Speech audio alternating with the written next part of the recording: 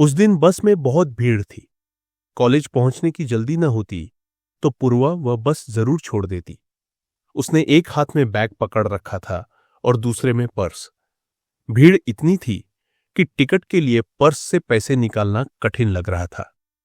वह अगले स्टॉप पर बस रुकने की प्रतीक्षा करने लगी ताकि पर्स से रुपए निकालकर टिकट ले सके। बस स्टॉप जैसे ही निकट आया कि अचानक किसी ने पूर्वा का पर्स खींचा और चलती बस से कूद गया। पूर्वा जोर जोर से चिल्ला पड़ी, मेरा पर्स! अरे मेरा पर्स ले गया, कोई पकड़ो उसे! उसके स्वर में बेचैनी भरी चीख थी।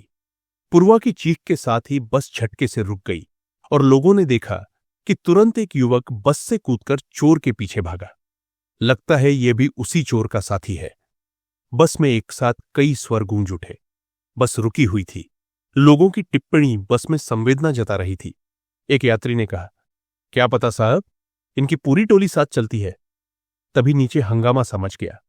बस से कूदकर जो युवक चोर के पीछे भागा था वह काफी फुर्तीला था। उसने भागते हुए चोर को पकड़ लिया और उसकी पिटाई करते हुए बस के निकट ले आया। अरे बेटे, इसे छोड़ना मत, एक बुजुर्ग बोले। पुलिस में देना, तब पता चलेगा कि मार खाना किसे कहते हैं। उधर कुछ यात्री जोश में आकर अपने अपने हाथों का जोर भी चोर पर आजमाने लगे। पूर्वा परेशान खड़ी थी। एक तो पर्स छीनने के बाद से अब तक उसका दिल धक धक कर रहा था। दूसरे कॉलेज पहुंचने में देर पर देर हो रही थी। बस कंडक्टर ने उस चोर को डरा धमकाकर उसकी पूरी जेब खाली करवा ली और फिर कभी बस में सूरत न दिखाने की हिदायत देकर बस स्टार्ट करवा दी। सभी यात्री महज उस बात से खुश थे कि चलो, जल्दी जान छूट गई, वरना पुलिस थाने में जाने कितना समय खराब होता। युवक ने पूर्वा को पर्स देते हुए कहा, देख लीजिए पर्स में पैसे पूरे हैं कि नहीं। उस युवक के इस साहसिक कदम से गदगद पूर्वा ने पर्स लेते हुए कहा, धन्यवाद, आपने तो कमाल कर दिया। नहीं जी, कमाल कैसा? इतने सारे यात्री देखते रहते हैं और एक व्यक्ति अपना हाथ साफ कर भाग जाता है। ये तो सरासर कायरता है। उस युवक ने सारे यात्रियों की तरफ देखकर कहा तो कुछ दूरी पर बैठे एक वृद्ध व्यक्ति धीरे से बोल पड़े। जवान लड़की देखकर हीरो बनने के लिए बस से कूद लिया था। हम बूढ़ों का पर्स जाता तो खड़ा खड़ा मुंह देखता रहता। इस घटना के बाद तो अक्सर दोनों बस में टकराने लगे। पूर्वा किसी के साथ बैठी होती तो उसे देखते ही मुस्कुरा देती। यदि वह किसी के साथ बैठा होता तो पूर्वा को देखते ही थोड़ा आगे खिसक जाता और उससे भी बैठ जाने का आग्रह करता। जब पहली बार दोनों साथ बैठे थे तो पूर्वा ने कहा था, मैंने अपने मम्मी पापा को आपके साहस के बारे में बताया था। अच्छा? युवक हंस दिया।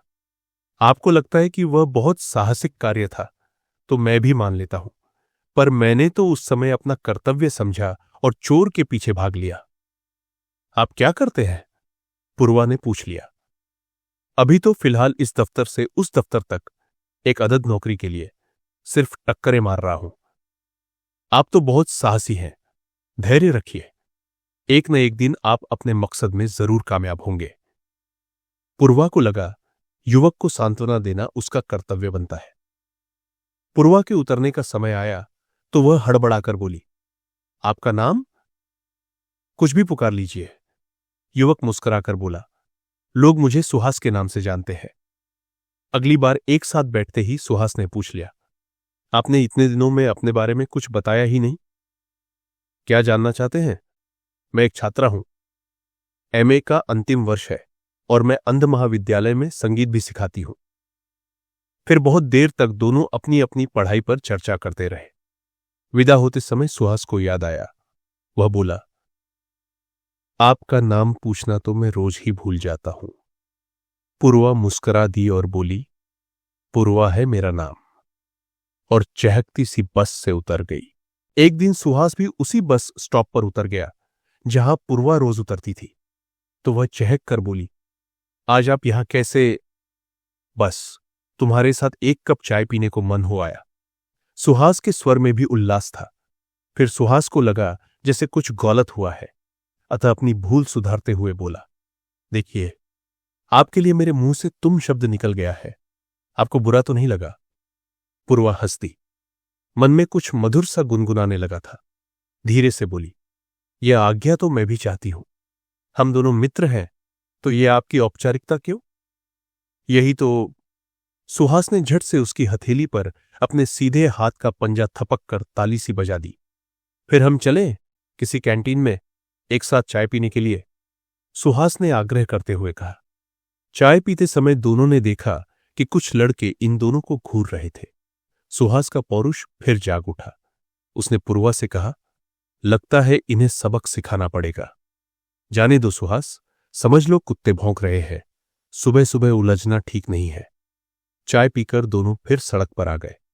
सुनो सुहास, पूर्वा ने उसे स्नेह से देखा, तुम्हें इतना गुस्सा क्यों आ रहा था कि उनकी मरम्मत करने को उतावले हो उठे? देख नहीं रही थी वे सब कैसे तुम्हें घूर रहे थे? सुहास का क्रोध अभी तक शांत नहीं हुआ था। मेरे लिए किस किस से झगड़ा करोगे? पूर्वा ने उसे समझाने की चेष्टा की, लेकिन उसके मन में एक मीठी सी गुदगुदी हुई कि इसे मेरी कितनी चिंता है। मेरी मर्यादा के लिए मरने मारने को तत्पर हो उठा। धीरे धीरे कैंटीन में बैठकर एक साथ चाय पीने का सिलसिला बढ़ गया। अब दोनों के ड्राइंग रूम के फोन भी घनघनाने लगे थे। देर देर तक बातें करते हुए दोनों अपने अपने फोन का बिल बढ़ाने लगे। दोनों जब कभी एक साथ चलते तो उनकी चाल में एक विचित्र इतराहट होती, जैसे पैरों के नीचे जमीन नहीं थी और वे प्यार के आकाश में बिना पंख के उड़े चले जा रहे थे। एक उच्च सरकारी पद से रिटायर हुए मकरंद वर्मा के 3 बेटे और एक बेटी थी। बेटी श्वेता इकलौती होने के कारण बहुत दुलारी थी। एक बार जो कह दिया वह पूरा होना ही चाहिए, यही उसका स्वभाव था। मकरंद वर्मा के लिए तो सभी बच्चे लाडले ही थे। उनका बड़ा बेटा निशांत डॉक्टर और दूसरा बेटा आकाश इंजीनियर था। सबसे छोटा बेटा सुहास अभी नौकरी की तलाश में था। पढ़ाई में अपने दोनों बड़े भाइयों से अलग सुहास किसी तरह B.Com पास कर सका था। बस तभी से वह लगातार नौकरी के लिए आवेदन भेज रहा है। कभी कभी साक्षात्कार के लिए बुलावा आ जाता है तो आंखों में सपने ही सपने तैरने लगते हैं। मकरंद वर्मा की बूढ़ी आंखों में भी उत्साह जागता है। सोचते हैं शायद अब की बार यह अपने पैरों पर खड़ा हो जाए, पर दोनों में से किसी का भी सपना पूरा नहीं होता। सुहास खाली समय घरवालों का भाषण सुनने के बजाय बाहर वालों की सेवा करने में अधिक खुश रहता है। उस सेवा में मित्रों के घर उनके माता पिता को अस्पताल ले जाने से लेकर बस में चोर उचक्कों को पकड़ना भी शामिल है। सुहास अपनी बहन श्वेता को कुछ अधिक ही प्यार दुलार करता है। श्वेता भी भाई का हर समय साथ देती है। मम्मी रजनीबाला अपनी लाडली बेटी को जेब खर्च के लिए जो रुपए देती है, उनमें से श्वेता अपने भाई को भी दान देती रहती है, क्योंकि उसे पता है कि भाई बेकार है, अपने दोनों बड़े भाइयों की तरह जीवन में सफल नहीं है, इसलिए उसकी तरफ लोग कम ध्यान देते हैं। लेकिन श्वेता को पता है कि सुहास कितना अच्छा है, जो उसका हर काम करने को तत्पर रहता है। बाकी दोनों भाई तो विवाह करके अपनी अपनी बीवियों में ही मगन हैं, इसीलिए उसे सुहास ही अधिक निकट महसूस होता है। मकरंद वर्मा को अपने दोनों छोटे बच्चों श्वेता सुहास के भविष्य की बेहद चिंता थी, पर चिंता करने से समस्या कहां दूर होती है। श्वेता के लिए कई लड़के देखे गए, पर उसे सब में कुछ न कुछ दोष दिखाई दे जाता है। मम्मा, ये मोटी नाक और चश्मे वाला लड़का ही आपको पसंद करना था, श्वेता रजनी से कहती। रजनी उसे प्यार से पुचकारती, बेटी, लड़कों का रूप रंग नहीं, उनका घर परिवार और पद प्रतिष्ठा देखी जाती है। इस तरह 1 से 2 और 2 से 3 लड़के उसकी आलोचना के शिकार होते गए। श्वेता को सहेलियों के साथ घूमना जितना अच्छा लगता था, उससे कहीं अधिक मजा उसे अपने भाई सुहास को चिढ़ाने में आता था। उस दिन रविवार था। शाम को श्वेता को किसी सहेली के विवाह में जाना था। कॉरिडोर में बैठकर वह अपने लंबे नाखूनों की नेल पॉलिश उतार रही थी। तभी उसने सुहास को तैयार होकर कहीं जाते देखा तो झट से टोक दिया, भैया जी, आज छुट्टी का दिन है और आप कहां नौकरी ढूंढने जा रहे हैं? बस घर से निकलो नहीं कि टोक देती है, सुहास ने झुंझलाते हुए कहा। फिर श्वेता के निकट आकर उसकी हथेली खींचते हुए बोला, ये नाखून किस खुशी में इतने लंबे कर रखे हैं? सभी तो करती है। श्वेता ने हाथ वापस खींच लिया। सभी गंदगी करेंगे तो तुम भी करोगी। सुहास झुंझला गया। कुछ काम धाम तो है नहीं आपको, बस यही सब टोका-टाकी करते रहते हैं। श्वेता ने सीधे उसके अहम पर चोट कर दी तो वह क्रोध पीकर बाहर दरवाजे की ओर बढ़ गया। सुहास। रजनी के स्वर कानों में पड़ते ही वह पलटकर बोला, जी मम्मी। बिना नाश्ता किए सुबह सुबह कहां चल दिए? मम्मी, एक दोस्त ने चाय पर बुलाया है, जल्दी आ जाऊंगा। दोस्त से फुर्सत मिले तो शाम को जल्दी चले आइएगा।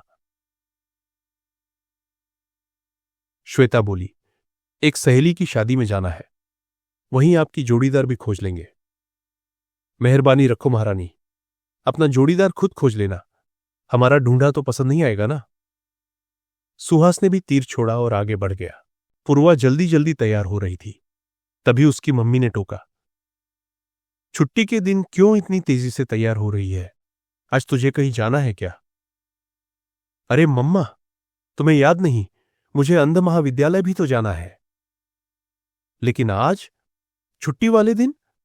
मम्मी ने उसके बिस्तर की चादर झाड़ते हुए कहा, कम से कम छुट्टी के दिन तो अपना कमरा ठीक कर लिया कर।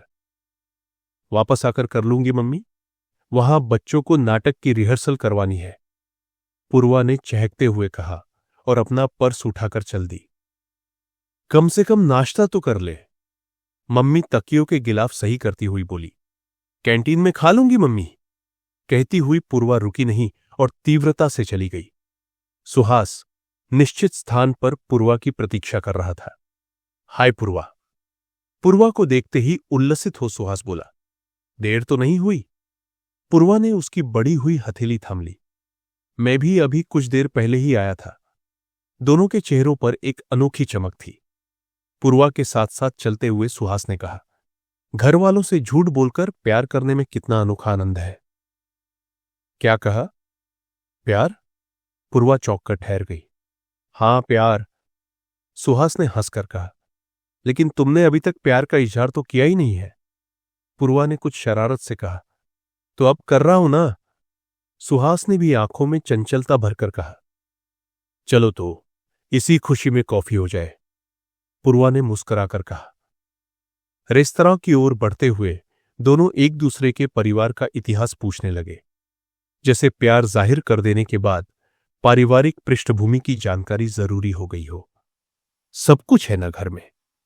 सुहास कॉफी का ऑर्डर देते हुए हंसकर बोला, मम्मी पापा हैं, 2 भाई भाभी, एक लाडली सी बहन।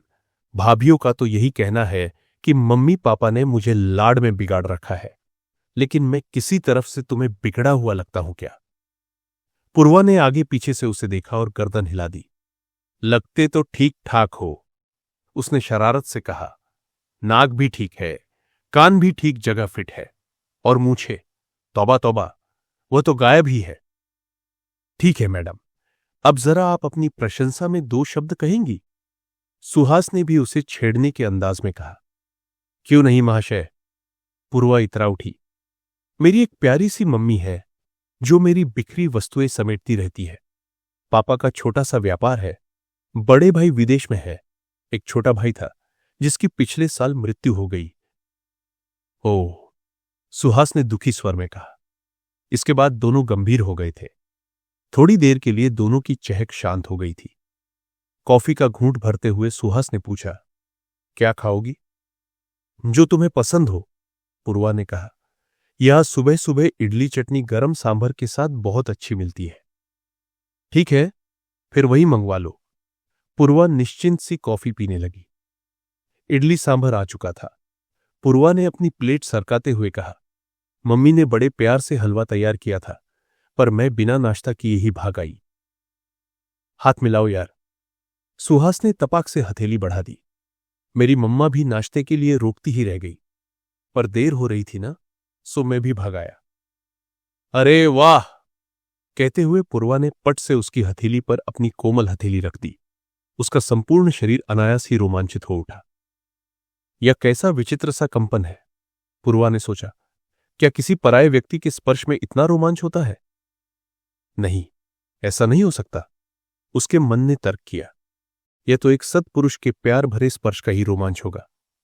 पल पल की निकटता कितनी विचित्र बात है कि एक छोटी सी घटना, बस में पर्स की छीना झपटी, किसी के जीवन को एक खेल की तरह अपनी डगर पर मोड़ देती है।